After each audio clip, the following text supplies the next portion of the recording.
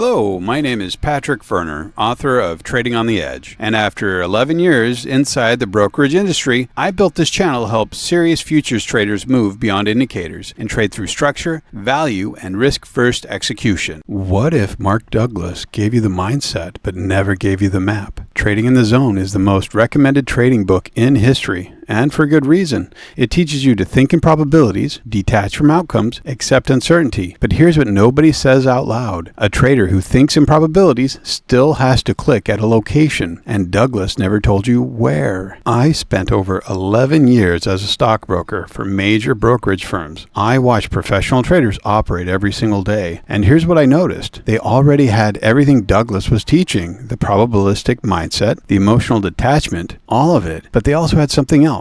A structural framework that told them where to apply that mindset. That's the missing half, and by the end of this video, you'll know exactly what it is and why it changes everything about how you read Trading in the Zone. Let me be clear, Douglas is not wrong. The 5 fundamental truths are foundational. Anything can happen. You don't need to know what comes next. There's a random distribution between wins and losses. Edge is just a probability. Every moment is unique. That's the framework for your psychology. No professional trader disputes it, but a professional trader also asks, probability of what, where, and when? Because a probabilistic mindset without structural location is just controlled guessing, and that's exactly where most Douglas readers stay stuck, disciplined, calm, and still clicking in the middle of nowhere.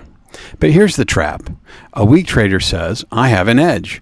A professional says, I have an edge at a specific location where the auction either accepts price or rejects it. Douglas readers develop the psychology of a professional, but the execution of a retail trader.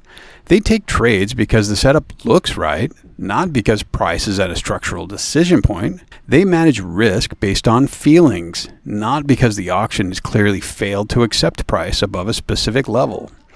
Douglas taught you to think like a casino, but here's the thing. A casino doesn't just think in probabilities, it knows exactly which games carry the edge and where to put the tables. The house doesn't offer blackjack in the parking lot. Location matters. Always. So what's the missing piece? Well, it's auction market theory, of course. This is what institutional desks understand that Douglas never taught in his books. Auction market theory says markets are not random walks. They're continuous two-way auctions seeking efficient price discovery. Price moves to facilitate trade. It rotates in value areas where buyers and sellers transact efficiently and moves away from value when one side fails to accept price. That's a structural layer Douglas skipped. His framework was built for trading psychology, not the architecture of the auction itself. But when you combine the two, something powerful happens. Probabilistic mindset plus auction structure equals professional execution.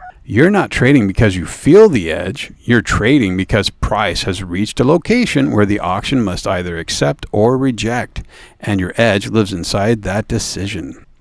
Here's the contrast side by side. A retail trader reading Trading in the Zone accepts that they don't need to know what happens next, and that takes a trade at a random support level because it looks like a good area. And a professional reads Douglas, accepts the same uncertainty, and then asks, is price at the value area high? Has the auction accepted price above the POC, or is this rejection? Same psychology, but completely different execution. Because the professional is asking a structural question, Douglas never taught them to ask. Not what will price do, but where is the auction making a decision, and what does acceptance or rejection actually look like?